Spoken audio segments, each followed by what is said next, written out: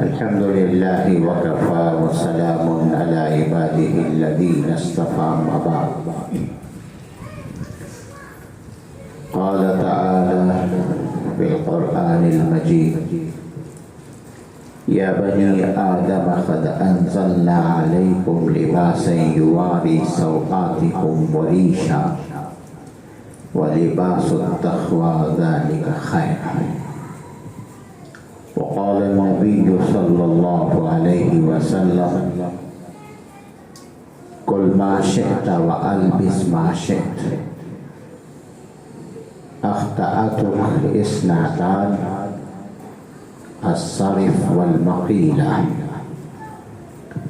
أو كما قال النبي صلى الله عليه وسلم: كل أمتي معافى إلا المجاهرون، أو كما قال عليه الصلاة والسلام. حضرات گرامی، شریعت اسلامیہ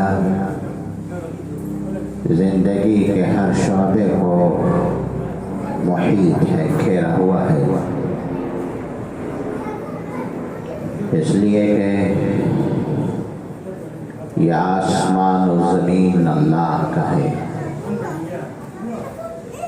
اور چاند، ستارے، سورج،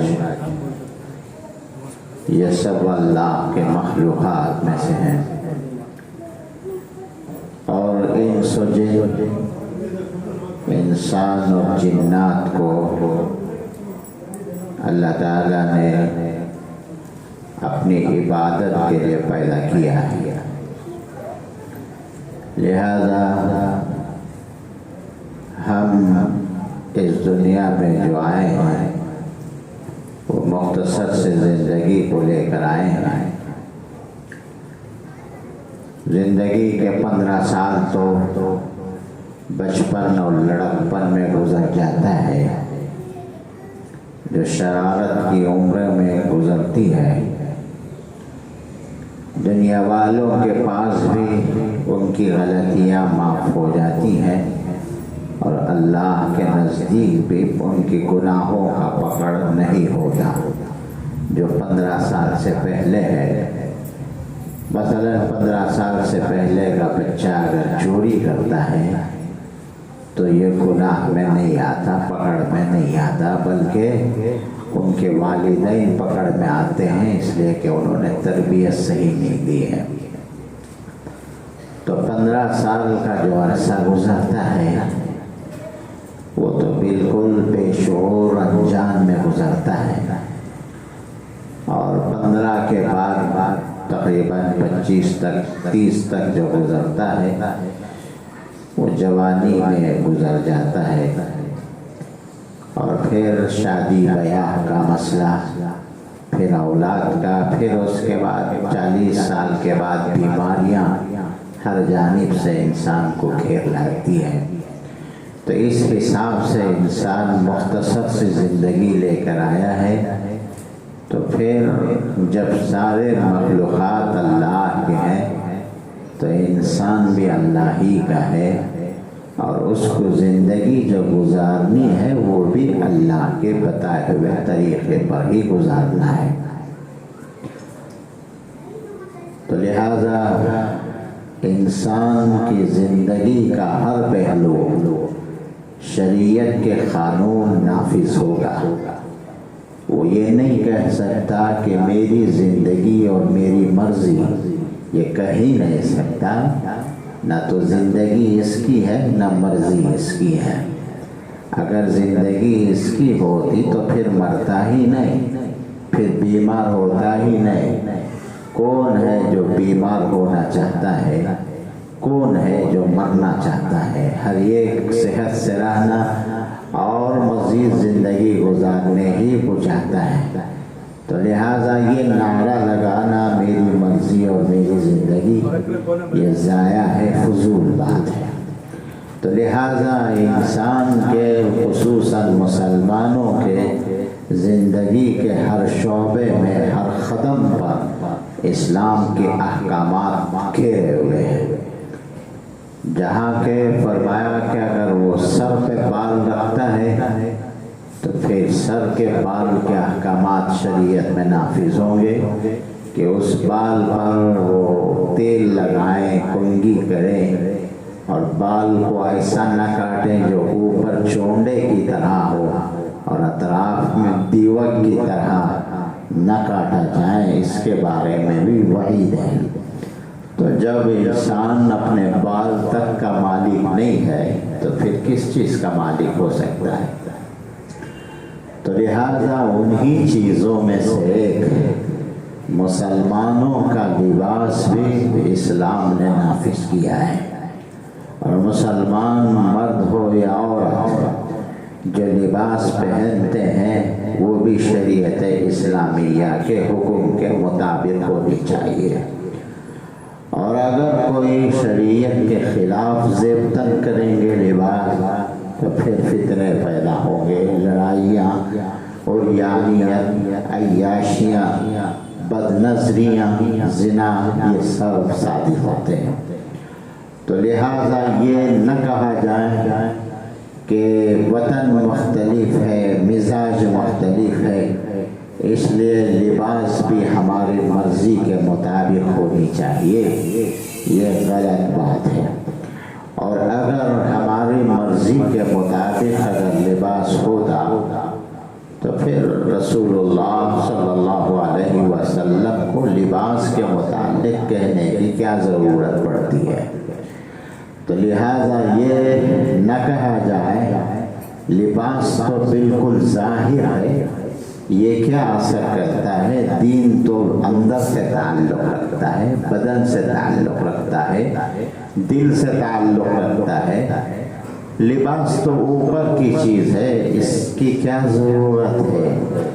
کچھ بھی پہن لیا جائے، کیسے بھی رکھ لیا جائے، کیسے بھی اوڑھ لیا جائے، اس کا تو دل سے کوئی تعلق نہیں۔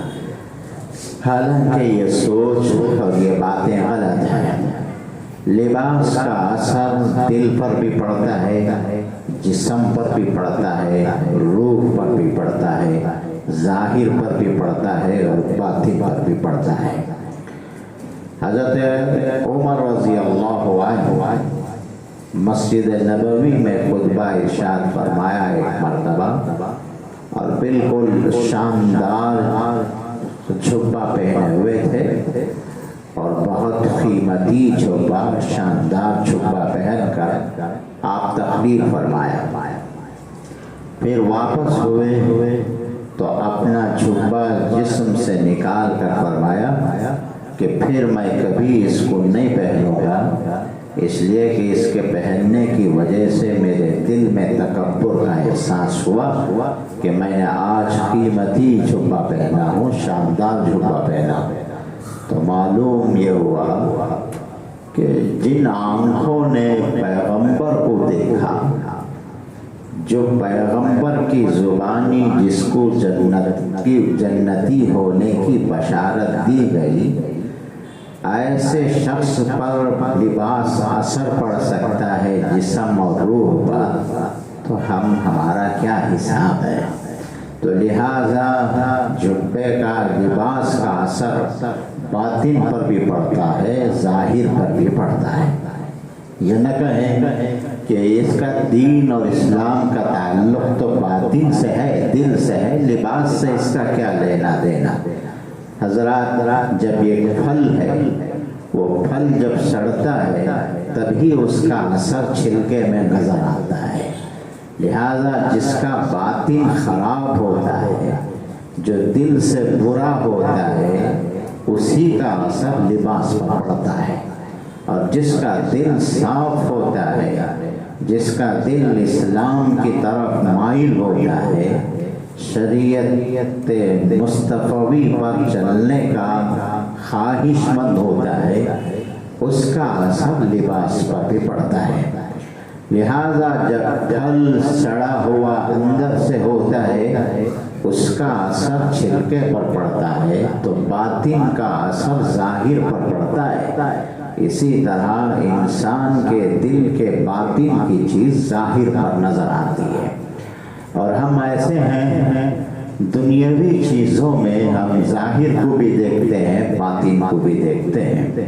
مثلا کوئی چیز خریدنا ہے، گھر بنانا ہے، تو جب باطن کی ضرورت ہے تو ظاہر کی ضرورت نہیں ہے، تو پھر گھر کے اندر صرف پینٹ رنگ و روغن زیب و زینت سنگار کر کے رہ جاتے. ایسا تو نہیں ہوتا. باہر بھی گھر کو رنگ کے ذریعے سے، پینٹ کے ذریعے سے سنوارا جاتا ہے. دنیاوی کاموں میں ظاہر اور باطن کو دیکھا جاتا ہے. بیچارہ یہ دین ایسا سستا ہے جس میں یوں کہا جاتا ہے بھائی اس کا تو نیت سے تعلق ہے، دل سے تعلق ہے، ظاہر کا کیا لینا دینا ہے. بہت سے روشن خیال لوگوں کا یہی خیال ہے کہ جو چاہے پہن لیں، اس سے کوئی مذائقہ نہیں. حالانکہ ایسا کہنا، ایسا پہننا غلط بات ہے. اگر ایسا ہوتا تو پھر رسول اللہ کو کیا کہنے کی ضرورت پڑی.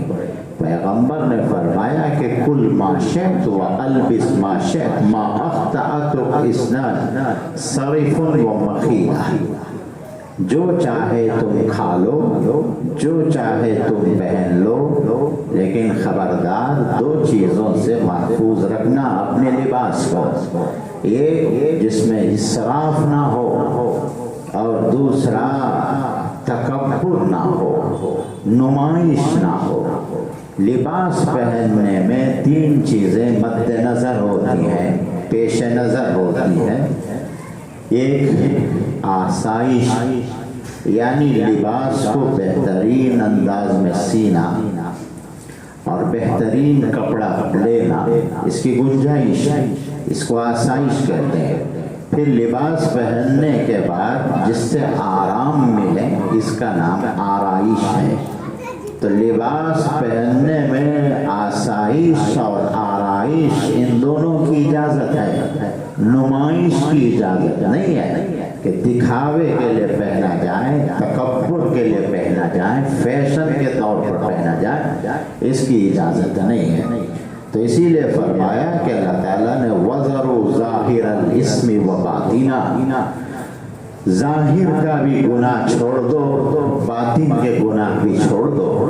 یعنی اندر دل کے خیالات کے گناہ بھی چھوڑ دو اور باہر نظر آنے والے گناہوں کو بھی چھوڑ دو. تو مطلب یہ ہوا کہ لباس ظاہر پر بھی اثر کرتا ہے، باطن پر بھی اثر کرتا ہے. اگر کوئی باپ اپنی لڑکی چھوٹی بچی ہی کو صحیح جو 5-6 سال کی ہوتی ہے، اس کو جب ایسے لباس پہنائے جس سے اس کی پنڈلی نظر آئے، گھٹنا نظر آئے، تو ضرور اس لباس کا اثر بچی پر پڑے گا. اور جب جوں وہ بڑھتی جائے گی بچی، اس کے دل و دماغ میں وہ لباس کا نچوڑ ایسا ہوگا، بڑی ہو کر وہ فیشن کی لباسیں پہننا شروع ہوں گی، جس سے جسم کا حصہ ظاہر ہوتا ہے. تو اس گناہ کا اصل ملزم مجرم باپ ہوتا ہے، ماں ہوتی ہے.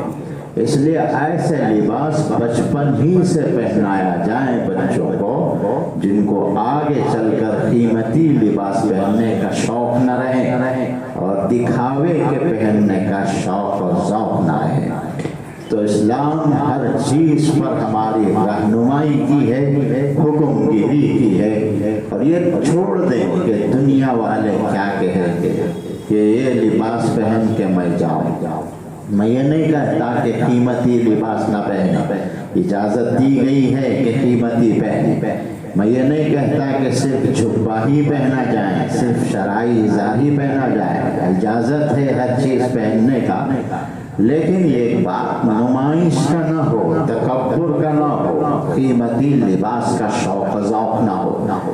حضرات، جو قوم اور جو شخص اپنے پیسے کھانے اور لباس میں خرچ کرنے کا عادی ہو جائے گا، نہ وہ گھر بنا پائے گا، نہ وہ جائیداد بنا پائے گا.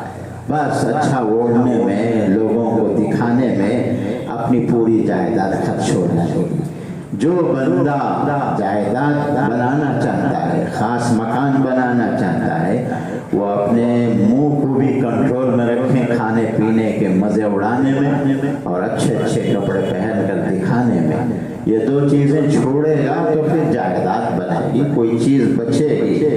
تو لہٰذا اسلام نے لباس کی طرف بھی اشارہ کیا ہے، اور یہ نہ سوچیں کہ ایسا لباس خصوصاً عورتیں ایسے لباس پہن کے میں جاؤں گی تو میرے پڑوسن کیا کہیں گے، میرے سہیلیاں کیا کہیں گی، یہ غلط بات ہے۔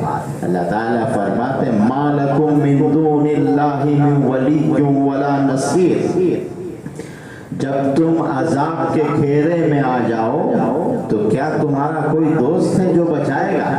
تمہیں جو تانا دیتے تھے کیا وہ آگے آئیں گے آج تمہیں بچانے کے لیے؟ عذاب تو دور کی بات، بیمار بھی ہو جائیں تو لوگ دور ہو جاتے ہیں، مال کی کم ہو جائیں تو لوگ دور ہو جاتے ہیں۔ ایسے لوگوں کے تانے، ایسے لوگوں کی مذاق سے ہمیں کیا لینا دینا ہے، کیا ضرورت پڑی؟ قرآن شریف میں ایک بات کی طرف، ایک واقعے کی طرف اشارہ اللہ نے فرمایا کہ دو دوست ہوتے ہیں دنیا میں، ایک دوست جو دوسرے کو ہمیشہ دین کے کاموں میں اس کے خلاف ذہن بناتا تھا، کہتا کہ ایسا لباس کی کیا ضرورت پڑی کہ تم ایسا پہن کر آنے کی، بہترین پہنتے لوگ دیکھتے تو آپ کی تعریف کرتے۔ حضرات لباس تو اپنے لیے پہنا جاتا ہے، لوگوں کی تعریف کے لیے، لوگوں کی واہ واہ کے لیے کیوں پہنا جائے؟ جب لوگوں کی تعریف لینا ہی ہے، واہ واہ سننے کا خواہش ہے، خود سی کر پہننے کے بجائے ان کو سلا دینا جن کو بتانا تھا، اور جن کی تعریف سننا تھا، جن کی خوشامد مقبول ہے ان کو دے دیں اور تعریف کریں گے، ہم پہن کر وہ کیا تعریف کریں؟ تو لہٰذا قرآن مجید نے کہا کہ دو دوست دنیا میں ہوتے تھے، ایک دوسرے کے بارے میں، دین کے بارے میں اس کو بہکاتے رہتا تھا، راستہ ہٹاتے رہتا تھا۔ جب آئیں گے ایک جنت میں چلا جائے گا، ایک جہنم میں آئے گا، تو جنتی دوست کے خیال میں آئے گا میرا ایک دوست دنیا میں رہتا تھا، فَاطَّلَعَ فَرَآهُ فِي سَوَاءِ الْجَحِيمِ قَالَ تَاللَّهِ إِن كِدتَّ لَتُرْدِينِ وَلَوْلَا نِعْمَةُ رَبِّي لَكُنتُ۔ فرماتے ہیں کہ جنت میں رہنے والے دوست کو جب خیال آئے گا کہ ایک میرا دوست تھا جو ہمیشہ مجھے کچھ نہ کچھ بہکاتا تھا، آج دیکھو میں کیا ہوں، تو فرشتے اس کو راستہ بتاتے کہ وہ تمہارا دوست جہنم میں پڑا ہوا ہے، تو جہنم کی کھڑکی اور دروازہ اس دوست کے لیے کھولا جائے گا، اور جب وہ دوست جو دنیا میں رہتا تھا دیکھے گا کہ وہ کھولتے ہوئے، شعلے مارتے ہوئے آگ میں جل رہا ہوگا، تو یہ دریچے سے اور دروازے سے دیکھ کر کہے گا قَالَ تَاللَّهِ إِن كِدتَّ لَتُرْدِينِ، خدا کی قسم تو نے مجھے بہت بہکایا تھا، خدا کی قسم تو مجھے دین کے بارے میں بہت بیزار کرواتا تھا، وَلَوْلَا كُنْتُ رَبِّي وَلَوْلَا نِعْمَةُ رَبِّي لَكُنْتُ مِنَ الْمُحْضَرِينَ، اگر کاش مجھے اللہ کی نعمت شامل حال نہ ہوتی میں بھی تیرے ساتھ جہنم میں آج چلتا رہتا۔ اس لیے حضرات یہ نہ سوچیں کہ دوسرے کیا تعنا دیں گے، عورتیں یہ نہ سوچیں کہ لوگ ہمیں کیا کہیں گے، پڑوسن کیا کہیں گے، حالانکہ شریعت کا، قرآن کا واجبی حکم یہی ہے کہ شوہر کی جتنی کمائی ہے اسی پر زندگی گزارنے کی عادت ڈالیں، اس کی حیثیت سے بڑھ کر، اس کی وسعت سے بڑھ کر اس کے پاس مطالبہ نہ کریں۔ اللہ نے فرمایا کہ اگر شوہر تندرست ہے تو بیوی بھی تندرستی میں زندگی گزارے، اگر شوہر مالدار ہے تو پھر اس کے حساب سے عورت زندگی گزارے، تو لہذا لباس کا اثر دین پر پڑتا ہے، اور لباس کے سلسلے میں بھی شریعت اسلامیہ نے رہنمائی فرمائی، اور لباس پہننے میں 4 مقاصد ہیں، اور میں نے جو قرآن مجید کی آیت تلاوت کی ہے، اللہ تعالیٰ نے جو لباس اتارا ہے، شاید مسلمان کو بھی صحیح اور غیر مذہب والے کو بھی صحیح، 4 مقصدیں ہیں لباس اتارنے کے۔ فرمایا قد انزلنا علیکم لباسا یواری سوآتکم وریشا۔ سب سے پہلے فرمایا کہ تم اپنی شرمگاہ کو چھپائے، شرم کے جسم میں شرم کے حصوں کو چھپائے، اور مرد کے لیے ضروری ہے کہ ناف کے نیچے سے لے کر گھٹنے کے نیچے تک چھپانا واجب ہے، فرض ہے، اور اس کو ظاہر کروانا حرام ہے۔ اور عورت کے لیے فرمایا کہ اپنا چہرہ ہاتھ پاؤں کے علاوہ، ہتھیلی اور پاؤں کے علاوہ جسم کا ہر حصے کو ڈھانپنا ضروری ہے۔ کسی حصے کو باہر نظر آنے رکھنا گناہ ہے، حرام ہے۔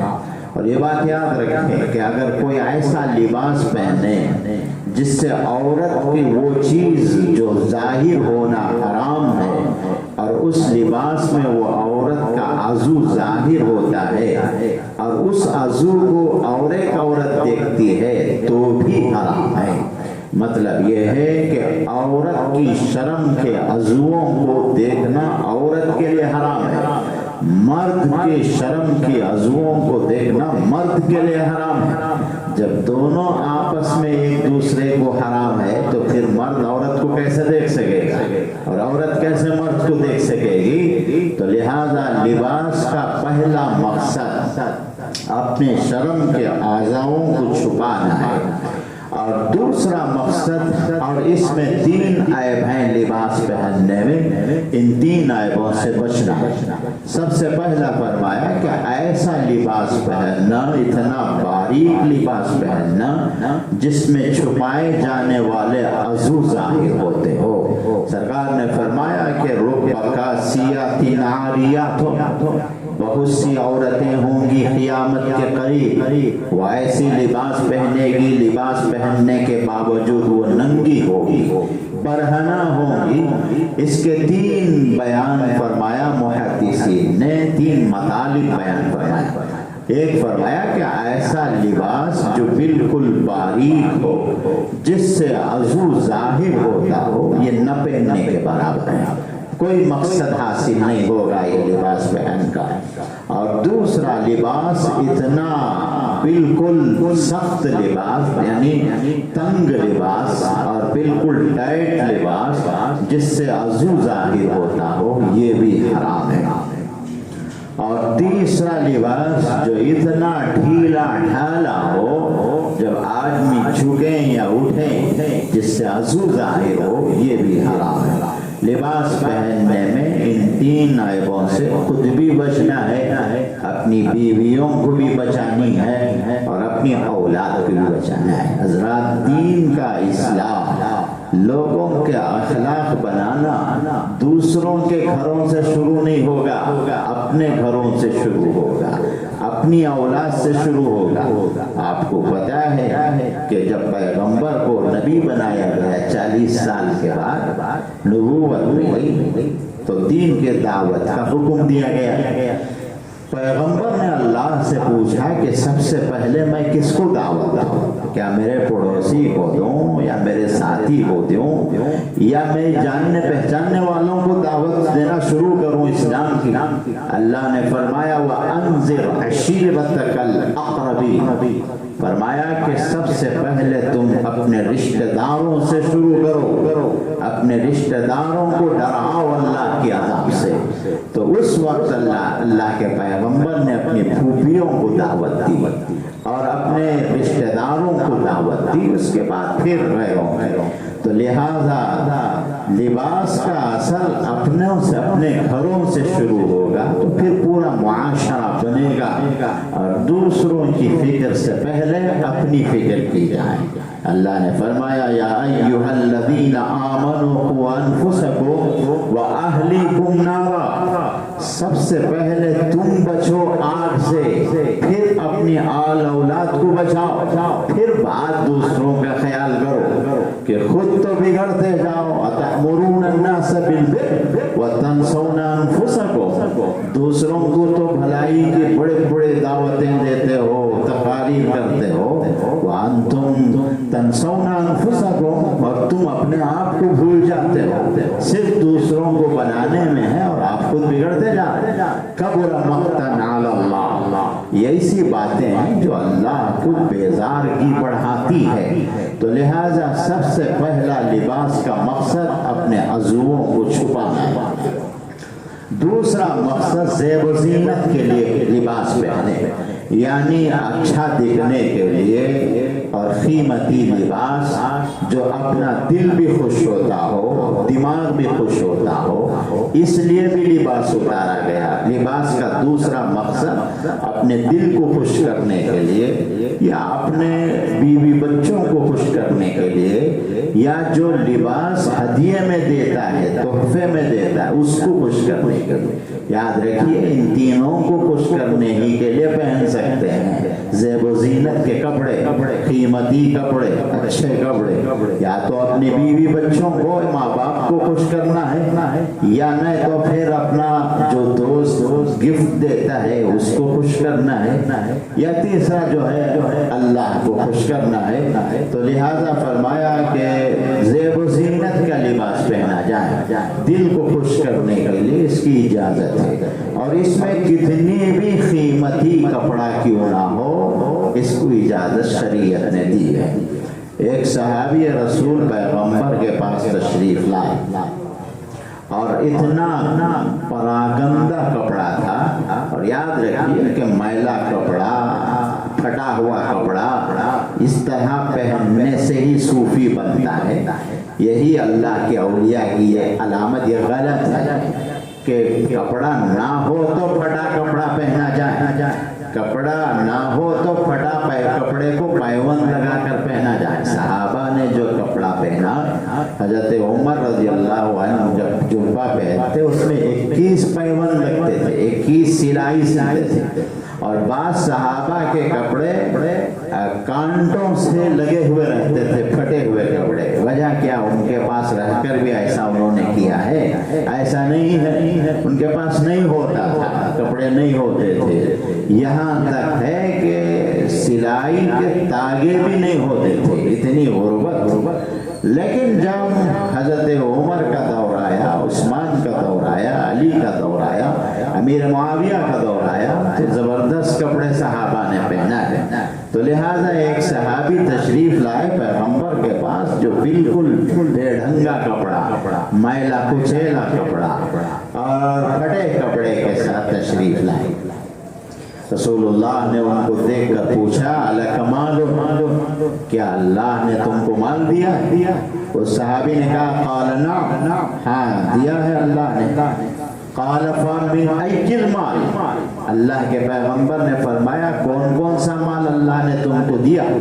उन्होंने कहा कि क़ाल मिनल बख़ल वल खैल वर्रक़ीक़, अल्लाह ने मुझे अतानी अल्लाह ने मुझे माल दिया है ऊंटों की शक्ल में और बकरियों की शक्ल में, गुलामों की शक्ल में। तो पैगंबर ने फरमाया, खद अताकल्लाहु मालन फलयुस्सिर अस्रा रहमतिल्लाहि अलैका व निअमतुल्लाहि अलैका व करामतहु। जब अल्लाह ने तुझको माल दिया है तो उस माल का असर तेरे जिस्म में नजर आना चाहिए, ताकि अल्लाह का शुक्र अदा करें कि अल्लाह ने मुझे माल दिया तो मैं अच्छा सा पहनूं। तो लिहाजा इसीलिए मुहद्दिसीन ने फरमाया, कीमती कपड़ा पहनना जायज़ है, हराम नहीं है। और शर्त यह है कि नुमाइश ना हो, दिखावा ना हो। अगर कोई टाट पहनता है, टाट पहनकर नुमाइश मकसद है, तब भी हराम है। बिल्कुल खटिया कपड़ा पहनकर अपने को बुजुर्ग बताने के लिए पहनता है, जब भी हराम है। कीमती कपड़ा पहनकर दूसरों को दिखाना मकसद है, तब भी हराम है। तो लिहाजा फरमाया गया कि तुम जब मालदार हो, अल्लाह ने माल दिया है, तो उस हिसाब से कपड़ा पहना जाए। और इसीलिए सहाबी रसूल को पैगंबर ने इस बात का इरशाद फरमाया। शायरों ने पैगंबर को کالی کملی والے آقا سے بہت مشہور کر دیا. یعنی پیغمبر کے پاس صرف کالا کمبل ہی تھا جس کو اوڑے رہتے تھے. یہ مطلب انہوں نے لے لیا ہے. بہت سے شاعروں نے ہمیشہ کالی کملی والے آقا، کالی کملی والے آقا. بہت سے حدیثیں ہیں جس میں رسول اللہ نے 2000 دینار کے کپڑے پہنے تھے. اور 2 دینار کہتے ہیں سونے کے پیسوں کو، اور درہم کہتے ہیں چاندی کے پیسوں کو. آپ حساب لگا لیں کہ 2000 دینار کے کپڑے تقریباً 6-7 ہزار کا جھبا بھی رسول اللہ نے پہنا تھا، تاکہ امت کو تعلیم دی جائے کہ قیمتی کپڑا پہننا بھی درست ہے. لیکن پیغمبر نے اصول بتا دیا کہ کل ما شئت و البس ما شئت ما اخطأتک صرف ولا مقیلا. تم جو چاہے کھاؤ، جو چاہے پہنو، لیکن 2 باتیں پیش نظر ہو، ذہن میں رہیں کہ ایک وہ پہن کر نہ تمہیں اسراف ہو بلا ضرورت کی، نہ تکبر آئے. اور یہ اسراف اور تکبر کپڑے میں کب ہوگا؟ یہ نہ سمجھیں کہ قیمتی کپڑا پہننا اسراف میں داخل. محدثین نے فرمایا کپڑے میں تکبر اور کپڑے میں فضول خرچی اس وقت ہوگا جب دکھاوے کے لیے پہنا جائے، دوسروں کو دکھاوے کے لیے پہنا جائے، یا وہ کپڑے پہن کر شان اڑانے کے لیے پہنے، تب وہ کپڑا اسراف میں داخل ہوگا. جب وہ کپڑا تکبر میں شامل ہوگا.